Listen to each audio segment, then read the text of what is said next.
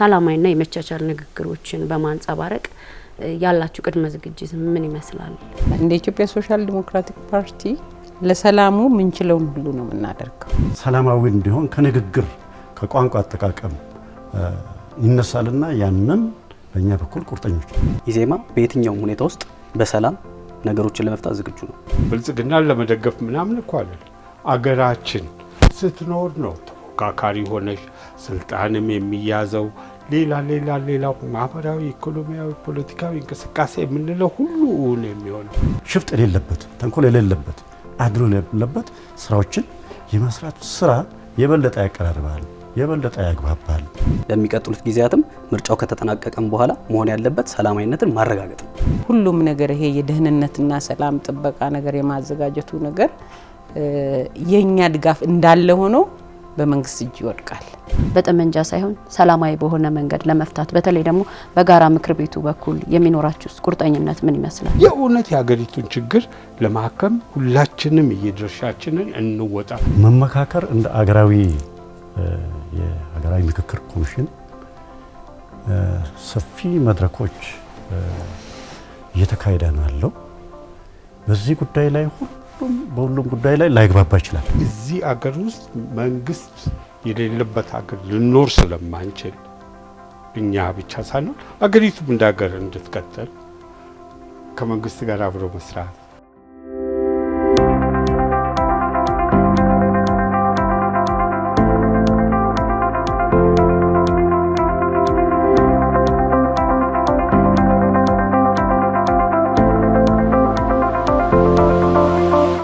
ጤና ይስጥልኝ ተመልካቾቻችን፣ የሳምንታዩ የኤዲተሮች ጠረጴዛ የተሰኘው ፕሮግራማችን ነው። ፕሮግራሙን የሰላም ሚኒስቴርና ኤንቢሲ ኢትዮጵያ ቴሌቪዥን በጋራ በመተባበር የሚያቀርቡት ነው። በዛሬው ፕሮግራማችን ደግሞ በሰባተኛው ጠቅላላ ምርጫ ሰላማዊ ፉክክርና ንቁ ተሳትፎ የፖለቲካ ፓርቲዎች ያላቸው ሚና በሚል ርዕሰ ጉዳይ እዚህ ስቱዲዮአችን 4 ሀገራዊ ፓርቲዎችን ጋብዘን ውይይቶች እያደረግን ቆይታ እናደርጋለን። እኔ ፕሮግራሙን በማዘጋጀትና በማቅረብ ከመላው የስቱዲዮ ባልደረቦች ጋር አብሬያችሁ የምቆየው ኢየሩሳሌም አለሙ ነኝ። እዚህ አጠገቤ 4 ፓርቲዎች አሉ። ለማስተዋወቅ ያክል ዶክተር ራሄል ባፌ ከኢትዮጵያ ሶሻል ዲሞክራቲክ ፓርቲ፣ እንዲሁም አቶ አለማየሁ እጅጉ ከብልጽግና ፓርቲ፣ ኢዮኤል ሰለሞን ከኢዜማ እንዲሁም አቶ ግርማ በቀለ ከህብር ኢትዮጵያ ናቸው። በሰላም ሚኒስቴርና በኤንቢሲ ኢትዮጵያ ስም እጅግ በጣም አመሰግናለሁ። ከአቶ ግርማ ልጀምርና በመጪው 7ኛው ጠቅላላ ምርጫ ላይ ፓርቲዎት ምን ያክል ቁርጠኛ ነው? ቅድመ ዝግጅታችሁ ምን ይመስላል? ሰላማዊ ፉክክርም ከማድረግ አንጻር ማለት ነው ከሌሎች ፓርቲዎች ጋር። ፓርቲያችን እንደ እውነቱ ለዚህ ለ2018 ወይም ለ7ኛው ምርጫ ሳይሆን በ6ኛው ምርጫ ጊዜም ሞቷችን የነበረው ያለ ብሔራዊ መግባባትና ሀገራዊ እርቅ እዚህ ሀገር ውስጥ ቁጭ ብለን ለመወያየት ሁላችንም ዝግጁ ባልሆንበት ሁኔታ የሚሰፍን ዘላቂ ሰላም፣ የሚገነባ ዲሞክራሲ፣ የምንገነባው አገራዊ ልማትም አይኖርም። ስለዚህ ቁጭ ብለን እንነጋገር፣ ብሔራዊ መግባባትና ሀገራዊ እርቅ የግድ ነው ብለን የተነሳ ነውና የቱም ነገር በምርጫና ምርጫ ብቻ እንዲሆን ፍላጎታችን መሆናችንን የምርጫም ሞቷችን አድርገን ይህንን ቃል ያለ ብሔራዊ መግባባትና ሀገራዊ እርቅ የሚገነባ ዲሞክራሲ፣ የሚሰፍን ሰላም፣ እውን የሚሆን ልማት የለም ብለን ያነሳነ ጉዳይ ስለሆነ ለዚህ ቁርጠኛ ነን። ይህንን ሞቷችንን ይዘን አሁንም የምርጫ ሞቷችን አድርገን እየተንቀሳቀስን ያለ ስለሆነ በዚህ በኩል የምንታማ አይደለም። ዶክተር ራሄል ወደ እርስዎ ልምጣና በምርጫ ቅስቀሳ ወቅት ግጭቶችና ጥላቻዎችን ከመቀስቀስ ይልቅ ሰላማዊና የመቻቻል ንግግሮችን በማንጸባረቅ ያላችሁ ቅድመ ዝግጅት ምን ይመስላል? ይሄ ጥሩ ጥያቄ ነው። አመሰግናለሁ። የውይይቱ መኖሩ ጥሩ ነው። እንደ ኢትዮጵያ ሶሻል ዲሞክራቲክ ፓርቲ ለሰላሙ ምንችለውን ሁሉ ነው የምናደርገው። ወደ ኋላ የሚወስደኝ ብዙ ነገር አለ። አይ ቲንክ 2002 ይመስለኛል ብዙ አባላቶቻችን ባልና ሚስት፣ ሙሽሮች፣ ልጆች የተገደሉበት ነበረ በምርጫ ወቅት። ጠቅላይ ሚኒስትር መለስ ዜናዊ በነበሩበት ጊዜ ፓርላማው የመጀመሪያው ሲጀመር የህሊና ጸሎት ተደርጎላቸው እየታለፈውና እስከዛ ድረስ ህይወት ተከፍሎም በሰላም የታለፈን ሰላማዊ ትግሉን ደግሞ በሀገራችን እውን ሆኖ ማየት ነው የምንፈልገውና በዛ ልክ ዝግጅት አለን።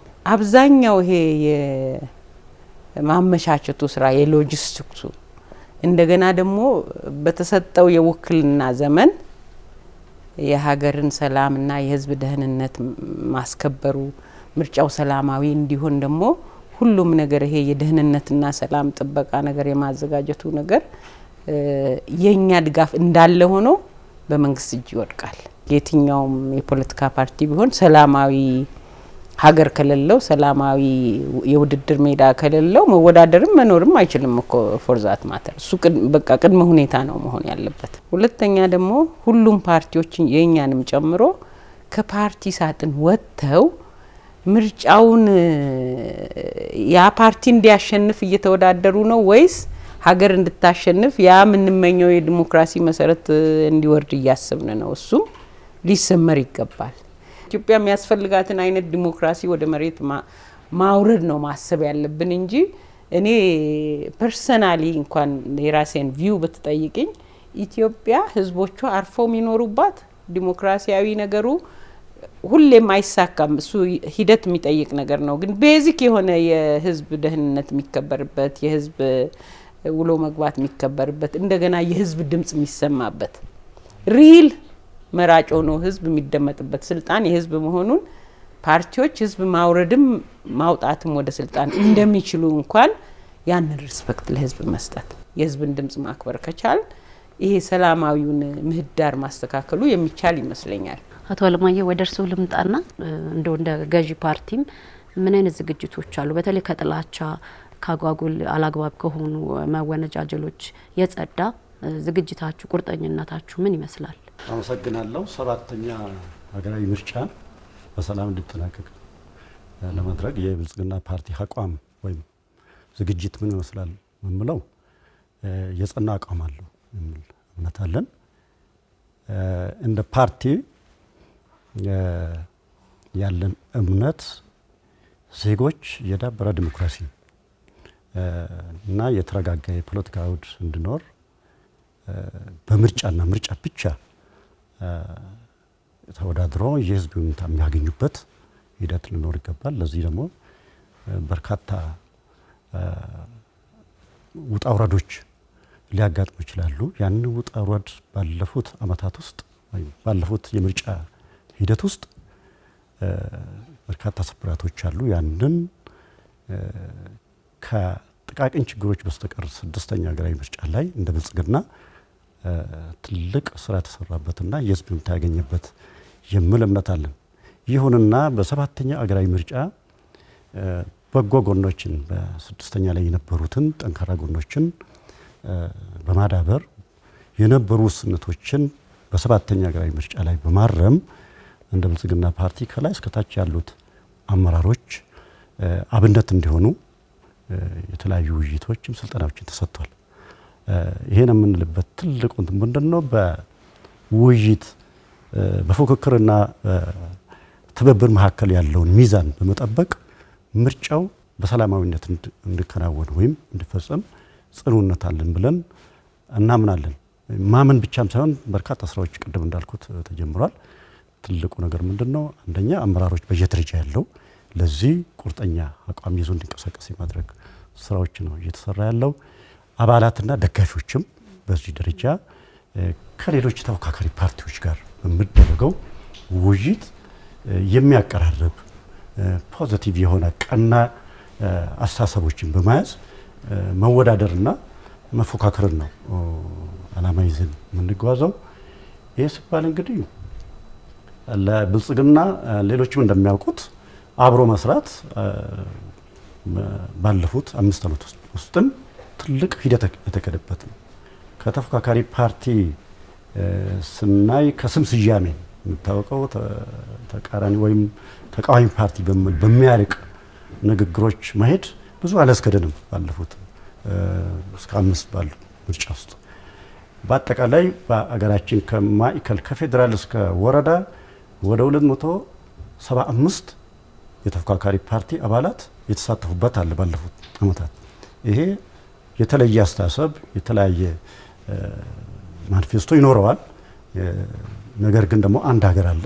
አንድ ሀገር ውስጥ ቢያንስ በዋና ዋና ኮር ጉዳዮች ላይ ተግባብተን መስራት እንደሚቻል የባለፉት ዓመታት ተሞክሯችን ያሳያል። ያንን ለቀጣይ 2000 ወይም ለ7ኛ ሀገራዊ ምርጫ ላይ ወደ ፉክክር በምንገባበት ሰዓት ምርጫ ቦርድ በሚያስቀምጣቸው መርሃ ግብር መሰረት ከሌሎች ፓርቲዎች ጋር በተለይ ተነሱት ጥያቄ ሰላማዊ እንዲሆን ከንግግር ከቋንቋ አጠቃቀም ይነሳልና ያንን በእኛ በኩል ቁርጠኞች ምርጫ ስታሰብ እንግዲህ አገር ነው የምታስበው። በዋናነት ሀገር ስታሰብ ደግሞ ለአገር ይበጃል ብለው ሀሳባቸውን ፕሮግራማቸውን የሚያቀርቡ ፓርቲዎች አሉ። በምርጫ ቦርድ ተመዝግቦ ለምርጫ የሚወዳደሩ አሉ። እኛም እንደ ብልጽግና ፓርቲ እንደ ገዢ ፓርቲ ለቀጣይ ውላችንን ለማደስ የህዝብን ሁንታ ካገኘን ሀገርን ለመምራት እየተወዳደርን ነው። በዚህም ሰዓት ምርጫ ቦርድ ህግ አለ፣ የምርጫ ህግ አለ።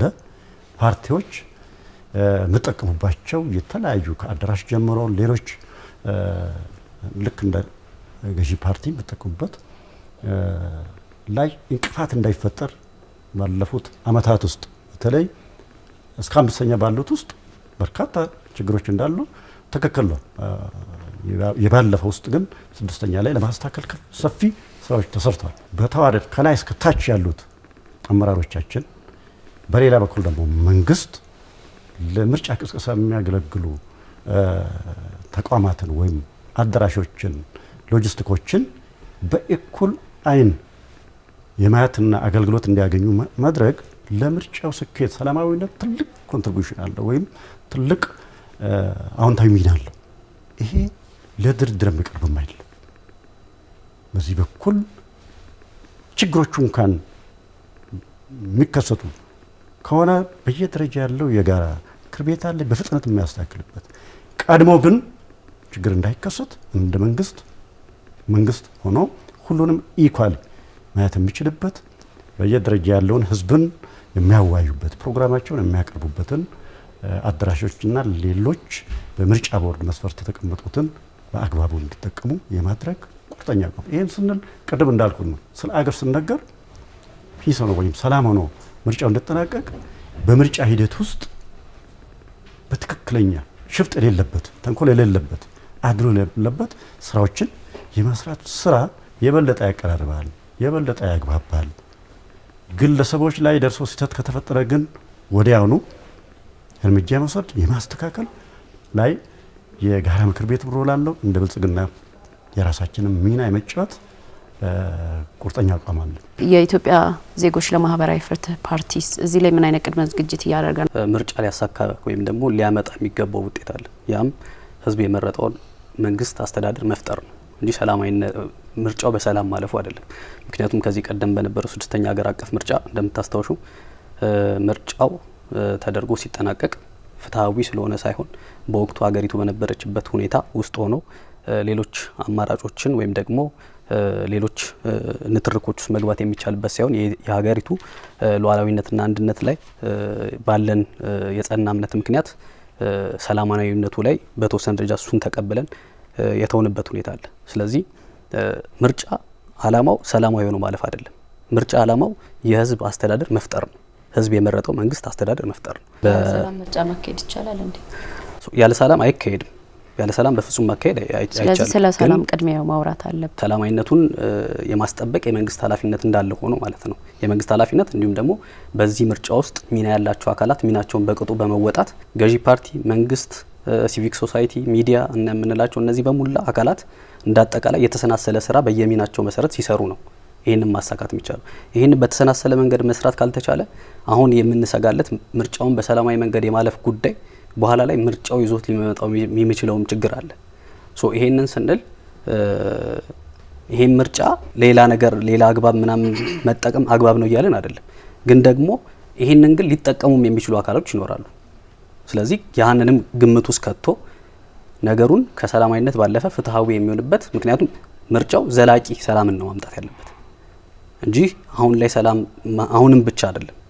ለሚቀጥሉት ጊዜያትም ምርጫው ከተጠናቀቀም በኋላ መሆን ያለበት ሰላማዊነትን ማረጋገጥ ነው። እንዳልሽው ግን ሰላማዊነቱ ያስፈልጋል። ከሰላማዊነት ጋር በተያያዘ እንደ ኢዜማ በተቻለ አቅም የተፎካካሪ ፓርቲ ሚና ብለን የምናምነው የመፍትሄ አማራጭ ይዞ መምጣት ለምርጫው የሚሆን ያንን የመፍትሄ ሀሳብ መፈጸም የሚችሉ አመራሮችን ማብቃት፣ ድርጅታዊ መዋቅር ማጠናከርና በአራተኛነት ደረጃ ምርጫውን አሸንፎ የመንግስት ስልጣን መውሰድ ነው ብለን እናምናለን እንደሚና። ይህንን ሚና ስንወጣ ይህንን ለማድረግ የሚያስችሉ የሀገሪቱን ህጎች ባከበረ መልኩ በተለይ ደግሞ በእኛ እንትን ከምርጫው 2013 የስነ ምግባር በአባላቶቻችን ላይ ማንዋል አለን። የሶሻል ሚዲያ አጠቃቀም፣ የምርጫ ቅስቀሳ አካሄዶች እና የመሳሰሉት ከአገሪቱ ህጎች ማዕቀፍ ውስጥ ያለ ግን በራሳችን የኢዜማ ማንዋል አዘጋጅተን እንንቀሳቀሳለን። ስለዚህ ለሰላማዊነቱ ላይ ይሄ ነው የሚባል ጥርጣሬ የለብንም እኛ በምንንቀሳቀስበት ሂደት ማለት ነው። በተለይ ደግሞ በምርጫ ሂደቱ ወቅት የሚከሰቱ አለመግባባቶች ሊኖሩ ይችላሉና በጠመንጃ ሳይሆን ሰላማዊ በሆነ መንገድ ለመፍታት በተለይ ደግሞ በጋራ ምክር ቤቱ በኩል የሚኖራችሁ ቁርጠኝነት ምን ይመስላል? የጋራ ምክር ቤቱ ቢኖርም ባይኖርም ኢዜማ በየትኛውም ሁኔታ ውስጥ በሰላም ነገሮችን ለመፍታት ዝግጁ ነው። ለምሳሌ በምርጫ ሂደት ውስጥ የማትግባቡበት ወይም የማታምኑበት እንደ ኢዜማ ቢፈጠር እንዴት ነው ችግሩን ለመፍታት የምትሄዱት? አገሪቱ ያስቀመጠቻቸው ህጎች አሉ። እነዛን ህጎች ተከትለን አፍተር ኦል ሰላማዊ ነው የሚባለው አንድ ነገር ምንድነው? የሆኑ ጉዳዮች ላይ የልዩነት ሀሳቦች ይኖሩሻል። ማትፈቻቸው ከሆነ ሊሆን የሚችለው የመጀመሪያው የመነጋገር ከምንም ቀድሞ ቅድሚያ የሚሰጠው ነገር ይሆናል።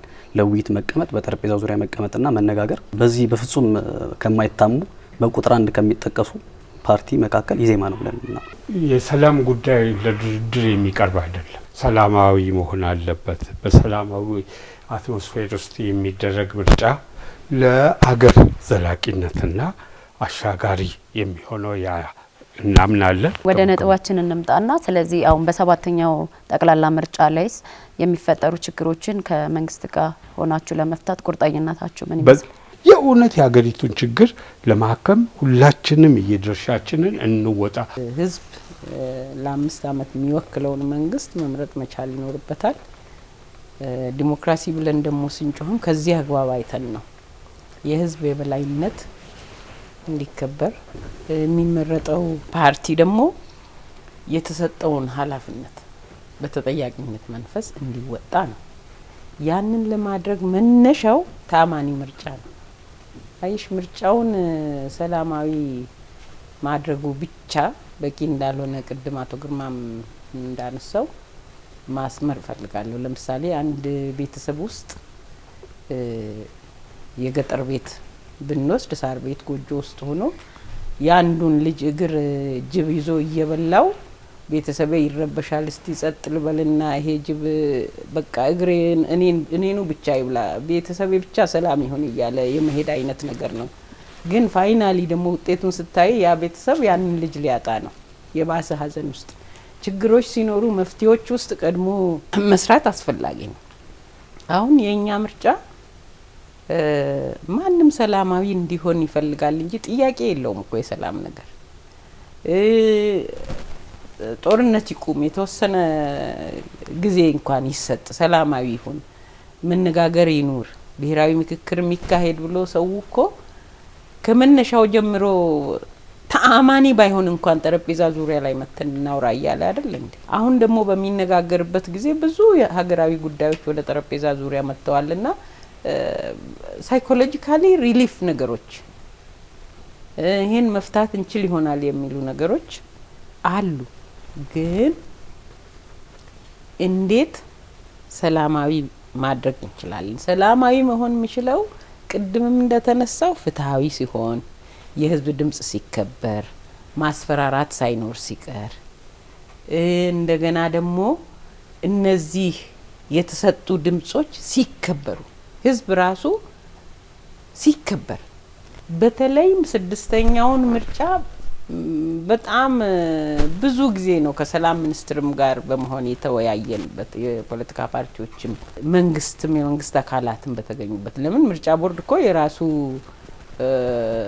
የፍትህ አካል የለውም እኮ። ስድስቱም የራሳቸው ጥሩ ጎን የላቸውም፣ የተለያየ ነው። ግን ስድስተኛው ላይ ሰላማዊ ለማድረግ በጣም የታገልንበት ስለሆነ ነው። በጣም የታገልንበት። ምክንያቱም ዓለም ከኢትዮጵያ ጋር አልነበረም የዛን ጊዜ። ስለዚህ ተፎካካሪነት አይደለም አሁን ያለው። ተቃዋሚም ስንባል ደግሞ እንደ ኢትዮጵያ ፖለቲካ ፓርቲ እኮ የተገኘውን ሁሉ አይደለም የምንቃወመው። ትክክል የሆነውን እየደገፍ አገራዊ የሆነ ጉዳይ ላይ ደግሞ ያለ ልዩነት አንድ ሀገር ናታ ያለችው አብረን እያየን እንዴት እንፍታያል ኮምፕሊመንት ተደርጎ መስተካከል ያለበት ነገር ላይ ነው ምናወራውና ምናቀርበው። ሀገራችን የተረጋጋና ተሳካ ዲሞክራሲ እንዲገነባ ሰላሙን እንዲረጋገጥ ፓርቲዎች ኮንሰርናቸውን ሁላችንም ማንሳቱ እኔ እንደ ፖዚቲቭ እንትን ነው የማየው። ነገር ግን የሰባተኛውን ሀገራዊ ምርጫን በተመለከተ ከወዲሁ በፖዚቲቭ እንትን ዝግጅት ማድረግ ለሁሉም ይበጃል የሚል እሳቤ አለ። ለምሳሌ አሽግማ ያነሱት አለ፣ በጥያቄ መልክ ቀርባለ። መመካከር እንደ አገራዊ የሀገራዊ ምክክር ኮሚሽን ሰፊ መድረኮች እየተካሄደ ነው ያለው። በዚህ ጉዳይ ላይ በሁሉም ጉዳይ ላይ ላይግባባ ይችላል። ግን በዋና ጉዳዮች ላይ በሀገር ኢሹ ላይ ማጆሪቲው ይግባባል ተብሎ ይጠበቃል። ይሄ ከማግባባቱ በላይ ውይይቱ ራሱ መፈጠሩ የዛ አይነት ውይይት መፈጠሩ አንድ እርምጃ አንድ ስቴፕ ወደ ፊት መሄዱን ያሳያል። ምርጫ ደግሞ በሀገሪቱ ሕግ መሰረት በየ5 ዓመቱ ነው የሚካሄደው። የህዝብን ይሁንታ ያገኘ ፓርቲ ነው መንግስትን መስረተውና ወቅቱን ጠብቆ ማስከድ የግድ ይሆናል። ይሄ ምርጫ ቦርድም የጊዜ ሰሌዳውን አስቀምጦ ለምርጫ ዝግጅት ያደረገ ነው። እኛም እንደ ገዢ ፓርቲ እንደ ብልጽግናም እንደ ሌሎቹ ተፎካካሪ ፓርቲዎች ምርጫ ቦርድ ባስቀመጠው ሂደት ውስጥ ነው የምንጓዘው። በሌላ በኩል ገዢ ፓርቲ መሆን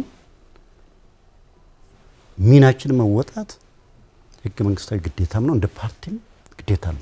እየተሰራ ነው ያለው።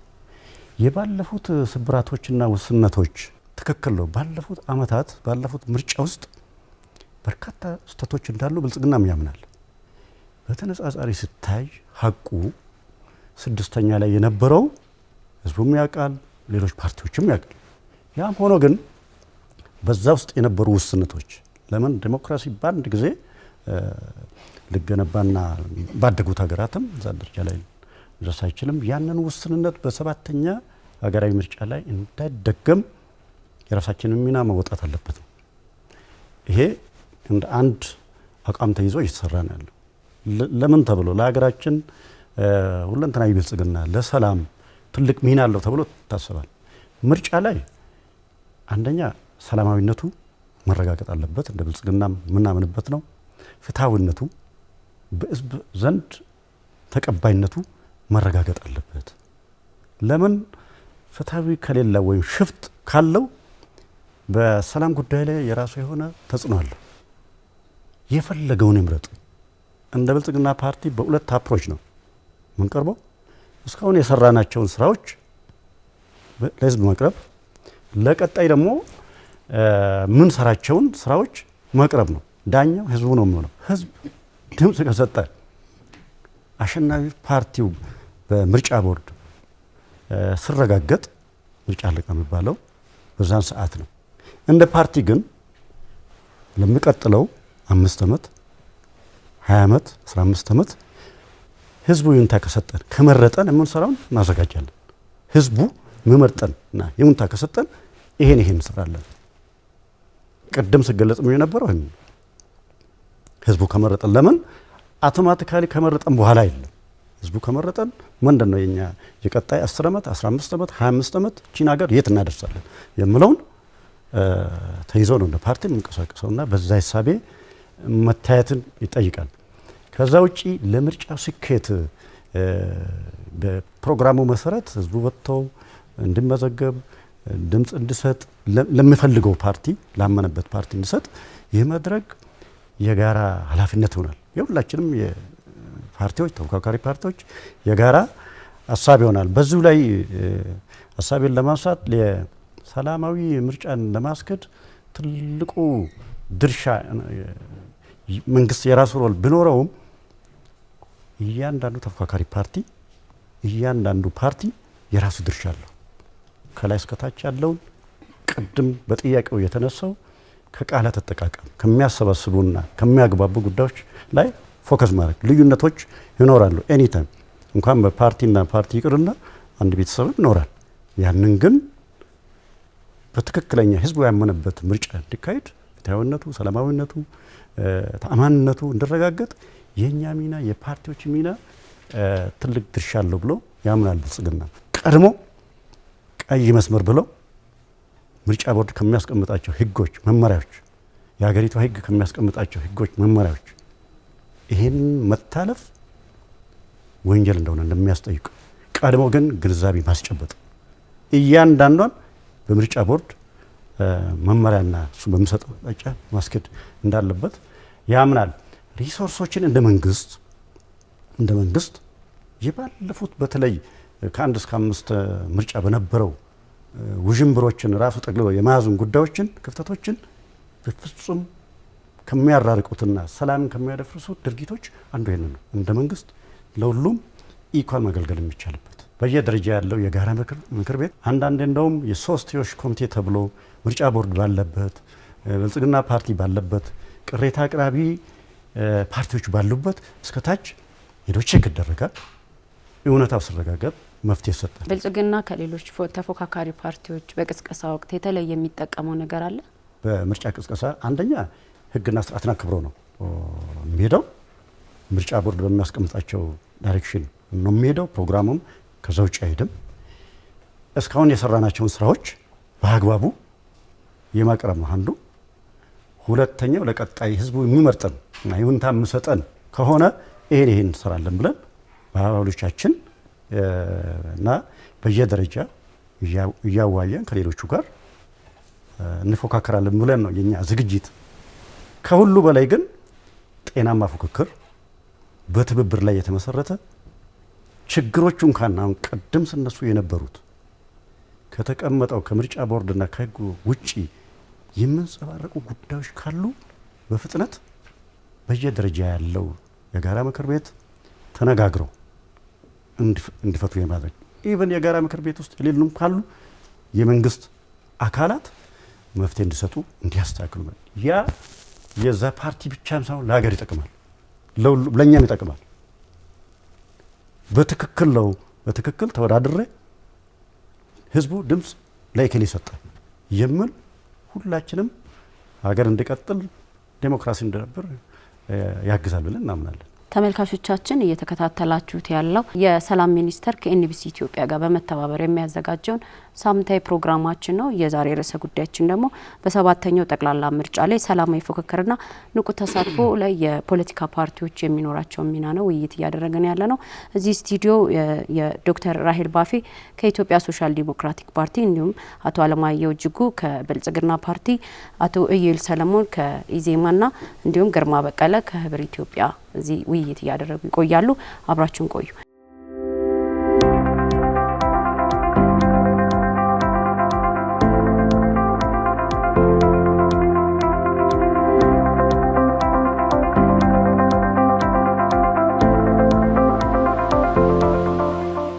ንቁ ተሳትፎና ዲሞክራሲያዊ ምህዳር ላይ እንምጣና ፓርቲዎች አባላቶቻችሁ በምርጫ ቅስቀሳ ወቅት በሰላም ያለ ስጋት እንዲንቀሳቀሱ ከመንግስት ጋር ያደረጋችሁት ያለው ንግግር ምንድነው? ሂደቶች ላይ ስንሳተፍ የምናደርገው ምንድነው? የትኛውንም መድረክ የምንገፋበት ምክንያት አይኖረንም። ተቋማት የሚዘጋጁትን ለምሳሌ የምርጫ ቦርድ ሊሆን ይችላል። የትኛውም አካል ከዚህ ምርጫ ጋር በተገናኘ ኃላፊነቱ እስከሆነ ድረስና በዛ ውስጥ መሳተፍ አለባችሁ ብሎ የኛም ኃላፊነት ወይም ሚና ከሆነ ስንጠራ ተገኝተን ለነዛ ነገሮች ላይ የመሳተፍ ኃላፊነት እንወስዳለን። እንደ አብነት በብዛት መነሳት የሚችለው ከምርጫ ቦርድ ጋር በተደጋጋሚ የሚደረጉ ውይይቶች ላይ እንገኛለን። ያ ማለት ሌሎችም መድረኮችን እንደዚሁ በተመሳሳይ በመንግስት የሚጠሩ ሊሆን ይችላል፣ ጋራ ምክር ቤት ላይ የሚደረጉ ውይይቶች ሊሆን ይችላሉ። የተለያዩ አካባቢዎች ላይ የሚነሱ ውይይቶችን ወደ ጎን መንገፋበት ሁኔታ አይኖርም። ከዚህ ከምህዳር ጋር በተያያዘ ግን አንድ ማለት የሚያስፈልገው ባለፈው ምርጫ 2013 እኛ እንደ ሚኒመም ሪኳየርመንት ወይም ደግሞ ሚኒመም ትሬሽሆልድ ብለን የምናስቀምጠው ወይም ዝቅተኛ ሊሟሉ ይገባቸዋል ብለን የምናምናቸው ነገሮች ነበሩ። ከዚህ ከሰላምም ጋር ቀጥታ ግንኙነት ስላላቸው አንደኛው ተፎካካሪ ድርጅቶች ያለ ገደብ በየትኛውም የሀገሪቱ አካባቢ መንቀሳቀስ መቻል የሚባል ነገር አለ። ከምርጫው ጋር ግንኙነት ያላቸው ምርጫ ቦርድን ጨምሮ ፌዴራልም ሆነ የክልል መንግስታት ተቋማት ተፎካካሪዎችን በኩል ማስተናገድ ቅድም ያነሳውልሽን ይጨምራል። አሁን እንዳጋጣሚ የምርጫ ቦርድ አንድ መመሪያ ወጥቷል። እሳቸው አቶ አለማየሁም እንደተገለጹት የስብሰባ አዳራሾችን መጠቀምና የመሳሰሉት አፈጻጸሙን እንመለከታለን። ህጉ ወይም መመሪያው መውጣቱ በጣም ቆንጆ ሆኖ እያለ ማለት ነው። እሱ የምናይበት ነው። ግን እንዲህ አይነት ነገሮች እነዚህን የምህዳር ሀሳቦች ማንሳት የፈለኩትኝ ለምንድን ነው? አንዳንዶቹ ለመነጋገር የሞከርንባቸውን ቦታዎች ላይ ፌል እንዳደረገ ለመግለጽ ነው። በተደጋጋሚ የምናነሳቸውን ሀሳቦች የመስማት ፍላጎት ከሌለ ማህበረሰባችን ጨዋ ነው ብለን ስለምናምን በጨዋ ደንብ ነው የምንገልጸው። ያህን የምንገልጸውን ነገር እየተሰማን ስላልሆነ ያህ ደግሞ መልሶ የሚያመጣው ችግር ይኖራል የሚል እምነት ወይም ስጋት ስላለን ነው ይሄን እየጠቆምኩሽ ያለውና ከስጋት ነጻ የሆኑ ቦታዎች ላይ የትኛውንም አይነት መድረኮች እዛ ላይ መሳተፍ ያለብን ቦታ ላይና ያህንን ነገር ምርጫውን ሰላማዊ፣ ፍትሃዊ፣ ነጻ የማድረግ ለሚደረጉ የትኛውም እንትኖች ኢንጌጅመንቶች ሁሌም በራችን ክፍት ነው። በራችን ክፍት ብቻ ሳይሆን ገፍተን ሄደን እንጠይቃለን። ጠይቀን ወይም ደግሞ ለመናገር ከመንግስት ጋር አብራችሁ ቀርባችሁ ንግግሮች ታረጋላችሁ። ይሄ ቀርቦ መናገር የግዴታ ጉዳይ ነው። መንግስት የሚባለው አካል ቅድም የተለያዩ ሰው ወዳጆች እንዳነሱት እዚህ ያሉት መንግስት የሚባለው አካል ለሁላችንም እኩል የሚባል አካል ነው። ያ ከሆነ እኛ እንዲህ አይነት ነገሮች ስንሳተፍ ከመንግስት ጋር ያለመነጋገር ማለት እንዲሳካ አለማድረግ ነው። ያንን ደግሞ የማድረግ ፍላጎት የለንም። የትኛውንም መድረኮች እንጠቀማለን፣ እንነጋገራለን። የትኞቹን ተቋሞች እንጠቀማለን። የሰላማዊ ፖለቲካ ፓርቲዎች እዚህ ሀገር ውስጥ በምርጫ ቦርድ ተመዝግበን እውቅና ተሰጥቶን የምንንቀሳቀስ ፓርቲዎች ከመንግስት ጋር አብሮ መስራት ግዴታም ጭምር እኮ ነው። በአንድ ሀገር ውስጥ እስካለን የፈለገውን ያህል ገዢው ፓርቲና መንግስት የሚባለው አካል አንድ እስከሆነ እዚህ ሀገር ውስጥ መንግስት የሌለበት ሀገር ልኖር ስለማንችል እኛ ብቻ ሳንሆን አገሪቱም እንደ ሀገር እንድትቀጥል ከመንግስት ጋር አብሮ መስራት መንግስትን አሁንም እኛ በተለያዩ መድረኮች ላይ የምናነሳቸው ጉዳዮች ትናንትም በነበረን ስብሰባ ላይ ያነሳናቸው ጉዳዮች የትናንት ስብሰባ ላይ ነበር። በጸጥታና በሀገሪቱ የሰላም ሁኔታ ላይ በሚመለከት ከአቶ አለማየሁ ጋር አብረን ነበር እዛ ስብሰባ እና አብረን ይችን ሀገር ለማስቀጠል ለማንም ስንል አይደለም፣ ብልጽግናን ለመደገፍ ምናምን እኮ አይደለም። አገራችን ስትኖር ነው ተፎካካሪ ሆነሽ ስልጣንም የሚያዘው ሌላ ማህበራዊ፣ ኢኮኖሚያዊ፣ ፖለቲካዊ እንቅስቃሴ የምንለው ሁሉ የሚሆነው። ስለዚህ ከመንግስት ጋር አብረን የምንሰራበት እድል እንዲፈጠር የብሔራዊ መግባባትና ሀገራዊ እርቅ ጉዳይ የማናልፈውና ሞቷችን ነው ብለናል። ስለዚህ የሚደረጉ ነገሮች ለፕሮፓጋንዳ ወይም ደግሞ አንድን ችግር ለማለፍ ለጊዜው ለማለፍ ሳይሆን ዘላቂ ውጤት ለማምጣት እንዲሆን የትኛውንም ነገር ከመንግስት ጎን ሆነን ለመንግስት የሚስተካከልበትን አንዳንድ ሰዎች ጠንከር ያለ ትችት ስንሰጥ መንግስትን የጠላን ከመንግስት ጋር አብሮ ለመኖር ወጥተን የማገባ ያህል ያስቡናል። እባካችሁ እውነቱን ነገር ቴብል ላይ እናውጣና እሱ ላይ ተነጋግረን ለዚች ሀገር የሚያሻግር ነገር በጋራ እንፈልግ የሚለው ነው። መልካም አቶ ግርማ፣ ያው የእናንተን ፓርቲ ያለው አቋም አለ፣ የእነሱም እንደዛው ኢዜማም የራሱ አቋም ይኖራል። ሁሉም እንደ ስሙ እንደሚለያይ ሁሉ ሁሉም ፓርቲ ደግሞ የራሱ ፕሮግራም ይኖራል። እሱን ለማለት ነው። መድረኩ ነጻ ሀሳብ የሚንሸራሸርበት ስለሆነ ነው። ህዝብ ብልጽግናን መርጦ በስድስተኛው ምርጫ ካሳለፈ የህዝብ ተወካይ ነው።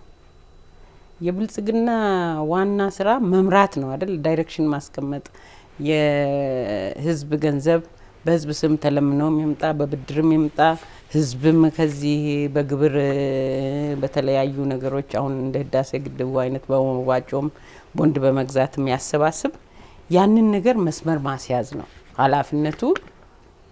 መሪነት ነው እንጂ ስራው የህዝቡ ነው፣ በጀቱም የህዝቡ ነው። ላይክ አሁን ቅድም አቶ አለማየሁም ሲያወራ የዛሬ 10 አመት ብልጽግና ምን ይሰራል የዛሬ 15 አመት ምን ይሰራል ብለን ነው የምናቅደው ነው ወይ የዛሬ 10 አመት የኢትዮጵያ ህዝብ ምን ይሰራል፣ ብልጽግና እንዴት ይመራዋል፣ የትኛውን ዳይሬክሽን ነው የሚለውን ነው ማየት ያለበት እንጂ ይሄ አሁን እኛ አብሮ ስለመስራት ስታወሩ አብሮ ለመስራት ምን አቅዳችኋል? አብረን እኮ ነው የምንሰራው። ግብር ከፍላለሁ እኮ ለፐብሊክ ስራ። ደግሞ ፐብሊክ ህዝብ እኮ ነው ማገለግለው በመስሪያ ቤቴ። በልማት ስራ እኮ ነው ምሰራው ዴቨሎፕመንት ውስጥ በኤንጂኦም ቢገባ በመንግስትም።